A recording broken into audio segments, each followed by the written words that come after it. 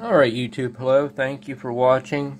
Today I'm gonna do something that I normally wouldn't do, but taking a look at a President Lincoln II Plus here. From what I gather, this unit was in a mobile. I think it was used in conjunction with a RM Italy KL203P. And I think at some point in time some buttons got pressed that probably shouldn't have been on this unit. Is kind of what I'm speculating on. But anyway, the unit blows fuses now. Undoubtedly has a short across the power line in it, and that's all it does at this point. So we're going to see if we can find the answers here. It's actually kind of amazing to me. The guy told me that the RM Italy still works, so I don't know about that. If anything would have went bad, I truly would have expected the RM Italy to have the problem more so than this. But I don't know. I wasn't there. I don't know what got pushed.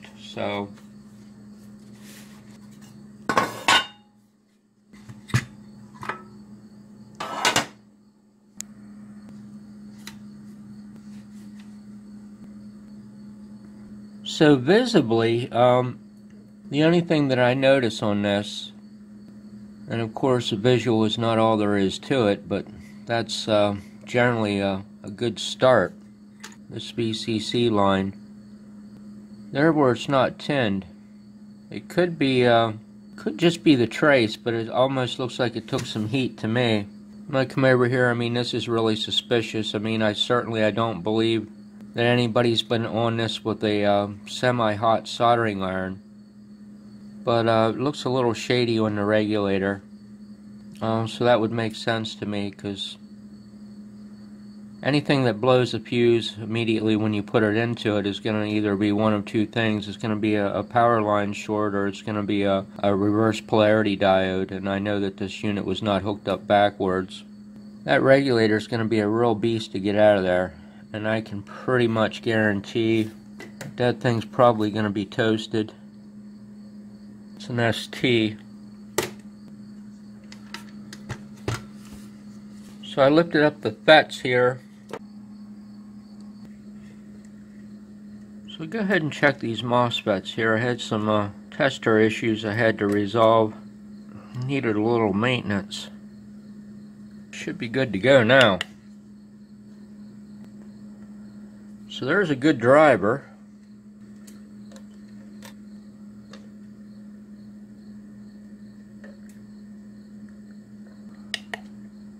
So there's one good final.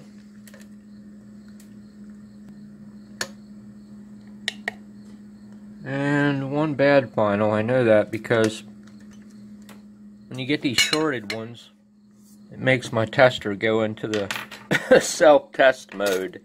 Some kind of glitch in the software, the way they set this tester up. Apparently you must have to short the leads together or something like that in some fashion in order to make it go into self-test. So it always does that when I get a bad MOSFET. So yeah, that's not too bad. Good driver and a good final. But I would definitely pull both of them and replace them as a pair due to any variations or anything there may be within the batches. That's just kind of probably the critical way that I do things. So I guess the only thing left here is to try to get that regulator out of there, because I am very, very certain he is no good.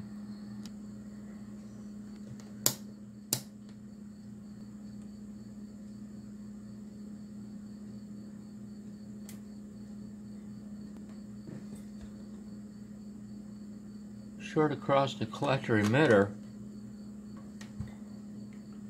unless there's something in the circuit. But yeah, I'm betting not on that one. Not sure which came first, the chicken or the egg, the regulator failure or the MOSFET failure. My guess would be the MOSFET failure. So shoot, shorted collector emitter. See what the base emitter looks like. Base emitter is good. Yeah, so this guy just it's kind of a shorted little waterfall there between the emitter collector on a PNP.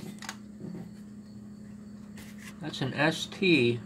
Well, I wouldn't have expected that. It's a TIP 36C. It's a pretty heavy duty regulator. I don't know if I said this or not in the beginning. This is the first time I've ever been in inside of Lincoln. This is the first unit that I've ever, for lack of better words, considered repairing. So yeah, somehow got to get him out of there. Man, that's going to be a rough job there. Those plated through holes are real hell. Yeah, I kind of had a feeling he was going to be toasted there because these guys look a little, just a scotch on the melty side.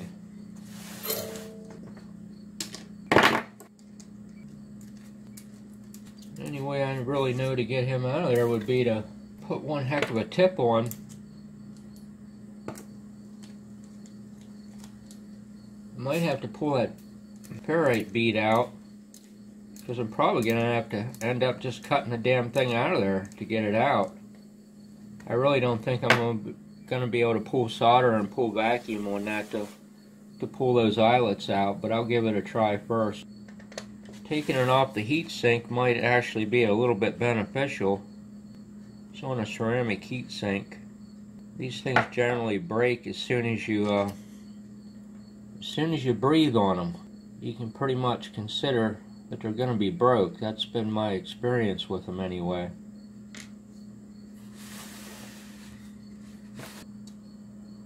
It's got a lot of surface tension because of the heatsink compound, so man, I'm just not sure.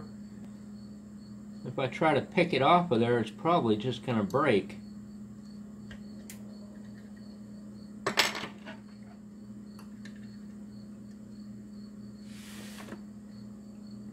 At least that'll take some of the heatsink source away from the iron.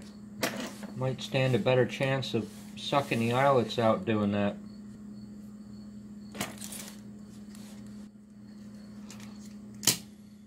I'm definitely going to need some solder sucker maintenance here when you go to do something like this.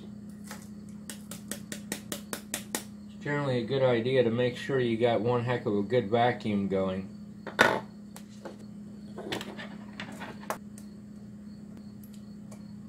Guess I'll kind of put my plug in here. These are probably the best solder suckers I've ever used for the money. It's not a solder pullet, but I'll tell you what, I think they're every bit as good. And I think you're going to find that these are going to be a bit cheaper. If you find any cheaper than these Jonards, I can tell you from personal experience, don't buy them. I made that mistake once. I kind of bring them back to the very beginning as much as I can until I just, really can't save them anymore. So these Jonards, they really hold up really well. I mean, if I only go through one of these a year as much as I use it, I mean, that's it's pretty exceptional.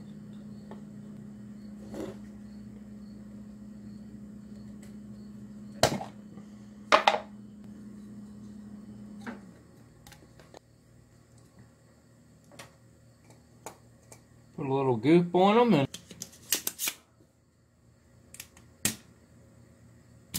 super vacuum. Set the iron on nuclear and hope for the best.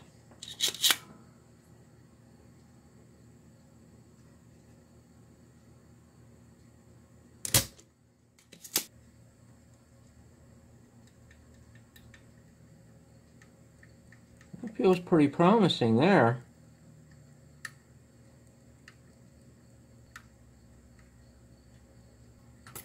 Didn't expect that.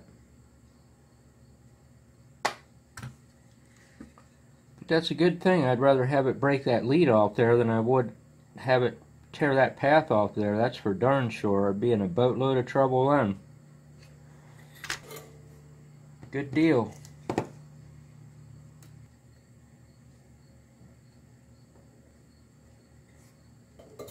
try to see if I can push it out with the tweezers.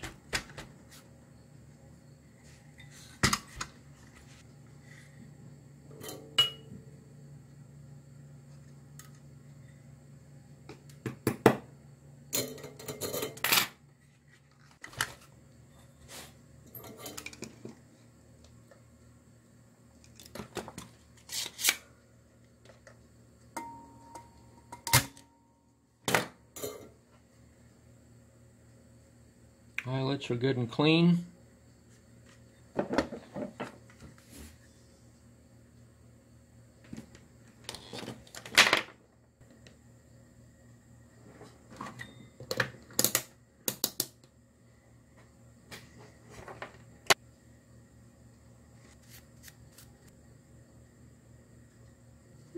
It's kind of weird. That is something I've never seen before. I don't know what the hell to make of that. There is actually solder on the back tab. Not much of it, but and it's only towards the bottom of the tab. I've never seen anything like that. I don't know how that would mate real well. I mean, all it takes is just a small variation in the surface to break a ceramic insulator that's sitting under it. That's weird. Never seen that happen before.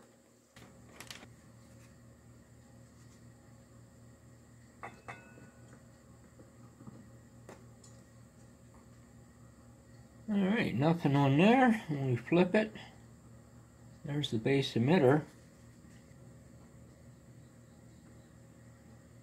There's the collector emitter. Big old fat goose egg. So, gonna have to order some parts for this guy. Tell you what, that's kind of a bad scene right now. I think I saw it said like a 68-week lead time from the factory. 20,000 of them on order, but they weren't expected for, I think, a year and a half, something like that. This is kind of the inside scoop. So I'm gonna have to find a different buyer for these FETs. That's or a different seller. So anyway, we'll pick this up another day and see if we can't piece it back together. So hey, I appreciate you watching my video very much. Have yourself a great day.